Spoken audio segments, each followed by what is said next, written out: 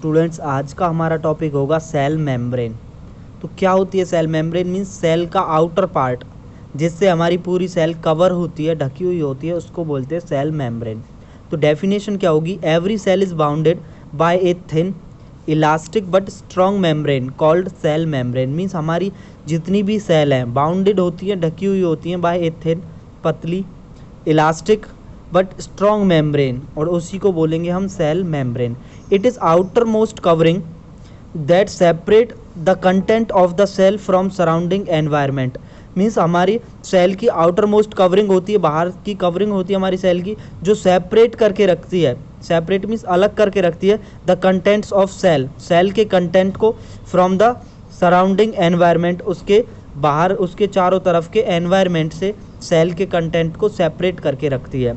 Note such some cells such as cells of plants, हमारी कुछ cells जैसे हमारी cells of plant and fungi also contain an additional layer, उनके ऊपर एक और लेयर होती है which is known as cell wall, और जिसको हम सेल वॉल बोलते हैं। पिछली क्लास में मैंने प्रीक्रियोटिक सेल का जो डायग्राम था उसमें दिखाया था कि सेल मेम्ब्रेन हमारे नीचे वाला, सेल वॉल का नीचे वाला हिस्सा होगा, और जो सेल वॉल होगा हमारा वो ऊपर वाला पार्ट होगा हमारी सेल का। तो अब डायग्राम डिस्कस करते हैं सेल मेम्ब्रेन का। ये हमारा डायग्राम होगा सेल मेम्ब्रेन का, जिसके अंदर ये वाला पार्ट है हमारा एक्सट्रिंक्ट प्रोटीन, प्रोटीन रहेगा। एक्सट्रिंक्ट मीन्स बाहर वाला पार्ट, जो बाहर वाले पार्ट में हमारा प्रोटीन होगा उस प्रोटीन को बोलेंगे एक्सट्रिंक्ट प्रोटीन। और ये वाला पार्ट होगा हमारा इंस्ट्रिंक्ट प्रोटीन, जो बाहर होगा वो एस्ट्रिंक्ट और जो अंदर होगा वो इंस्ट्रिंक्ट प्रोटीन। और ये वाला जो पार्ट है जो हमने सर्कल्स बना रखे हैं येलो कलर के, ये होते हैं हमारे phospholipid bilayers. Bilayer, bi means two, phospholipid की टू लेयर्स होती हैं, फर्स्ट नीचे वाली एंड सेकंड ऊपर वाली। ये लेयर्स होती हैं जो हमारी पूरी सेल को कवर करके रखती हैं।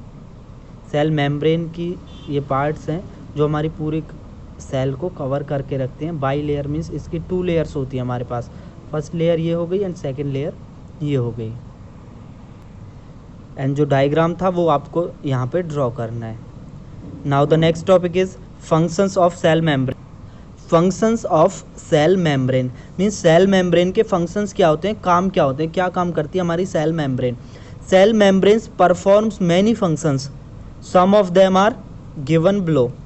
जो हमारी सेल मेम्ब्रेन होगी वो बहुत सारे काम करेगी, जिनमें से कुछ हमें दिए हुए हैं। First is forms boundary of the cell, जो सेल की बाउंड्री क्रिएट करती है, मीन्स सेल को चारों तरफ से बाउंड करती है, कवर करती है। Second is cell membrane perform the cell from external injury, means cell membrane होगी वो हमारी सेल को एक्सटर्नल इंजरी से प्रोटेक्ट करती है, बाहर वाली जो बाहर से जो इंजरी हमारी सेल को हो सकती है उससे बचा के रखती है। Third is cell membranes are selectively permeable, which means permeable का मतलब होता है only allows only certain type of substance to pass through them. Means जो हमारी सेल मेम्ब्रेन है सेलेक्टिवली परमेबल होगी, जिसका मतलब होता है कि कुछ ही हमारे ऐसे सब्सटेंस होते हैं जिनको वो अलाउ करती है अंदर जाना, मीन्स सेलेक्टेड सब्सटेंस को ही वो अपने अंदर जाने देती है। And the next part is the intake of materials by the cell is called endocytosis, means the intake of materials by the cell means जिन materials को सेल अपने अंदर लेगी, अपने अंदर आने को अलाउ करेगी, उन materials को बोलेंगे हम endocytosis। the intake in solid form, और जो जिस materials को सेल अपने अंदर solid form में लेगी उसको बोलेंगे phagocytosis. And which intake in liquid form is called pinocytosis. जिन मटेरियल्स को सेल अपने अंदर अलाउ करती है उसको बोलते हैं एंडोसाइटोसिस, और जो सॉलिड्स को अलाउ करती है उसको बोलेंगे फेगोसाइटोसिस, और जिन लिक्विड्स को इनटेक करेगी सेल अपने अंदर लेगी उनको बोलेंगे पाइनोसाइटोसिस। अब ये तो हमने पढ़ा कि सेल अपने अंदर अलाउ करती है मटेरियल्स को जाने के लिए, तो वो किस फॉर्म में करेगी वो अब पढ़ेंगे। Diffusion of gases across the cell membrane, gases का डिफ्यूज़न कैसे होता है सेल मेम्ब्रेन के अंदर। अब वर्ड है हमारा डिफ्यूज़न, डिफ्यूज़न क्या होता है? The movement of any object from high concentration to low concentration. Means हमारा कोई भी ऑब्जेक्ट ज़्यादा कंसंट्रेशन से लो कंसंट्रेशन की तरफ जाए, मीन्स ज़्यादा अमाउंट से कम अमाउंट की तरफ मूव करे, उसको बोलते हैं डिफ्यूज़न।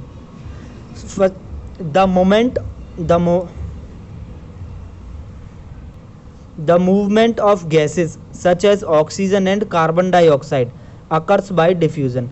Means ऑक्सीजन और कार्बन डाइऑक्साइड गैस हमारी सेल के अंदर एंटर करती हैं, किस फॉर्म में?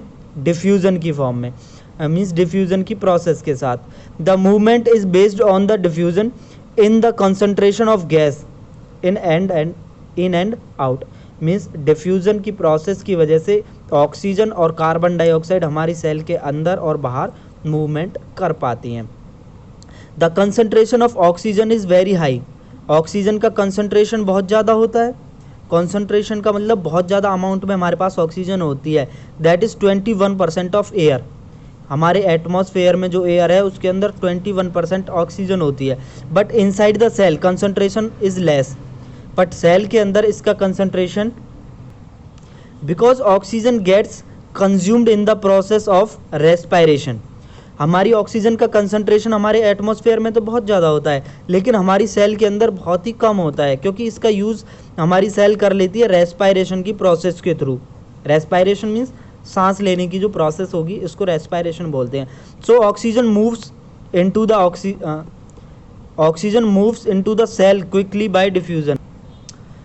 तो यहाँ पे सेल आएगा। So oxygen moves into the cell quickly by diffusion, और ऑक्सीजन बहुत क्विकली, बहुत जल्दी से हमारी सेल के अंदर एंटर कर जाती है। Second is concentration of carbon dioxide is less in our atmosphere. हमारे एटमॉस्फेयर के अंदर कार्बन डाइऑक्साइड की अमाउंट बहुत कम है, 0.03% है। But due to production during respiration, जब हमारा रेस्पायरेशन होता है तो उसके अंदर कार्बन डाइऑक्साइड प्रोड्यूस होती है। कार्बन डाइऑक्साइड रेस्पिरेशन के थ्रू प्रोड्यूस होने की वजह से the concentration inside the cell is very high. Cell के अंदर कार्बन डाइऑक्साइड का कंसंट्रेशन ज़्यादा हो जाता है। Due to this CO2 immediately goes out the cell by diffusion, और कार्बन डाइऑक्साइड हमारी सेल से आउट कर दी जाती है, बाहर निकाल दी जाती है। Next is diffusion of water. वो था डिफ्यूजन ऑफ गैस, अब होगा डिफ्यूजन ऑफ वाटर, कि वाटर हमारी सेल के अंदर इन एंड आउट कैसे करता है। सिमिलर टू गैसेस की तरह water also obeys law of diffusion. Water भी डिफ्यूजन के लॉ को फॉलो करता है, ओबे करता है। Diffusion of water in and out of the cell occurs through cell membrane. जो हमारा वाटर होगा सेल के अंदर और आउट किसके थ्रू जाएगा? सेल मेम्ब्रेन के through. Such A diffusion of water through a selectively permeable membrane is called osmosis. वो प्रोसेस जिसके अंदर हमारा वाटर सेल के अंदर और बाहर होता है, सेल के अंदर भी जाएगा और आउट भी कर देगी सेल वाटर को, उस प्रोसेस को हम बोलेंगे ऑस्मोसिस। हाँ, तो हमने पढ़ा था परमेबल मेम्ब्रेन वो मेम्ब्रेन होती हैं जो अपने अंदर से, मीन्स जो कुछ मटेरियल्स को अपने अंदर और बाहर जाना अलाउ करती हैं। तो आपका टॉपिक कंप्लीट होता है। अगर कोई प्रॉब्लम है तो वो आप मेरे से पूछ लेना।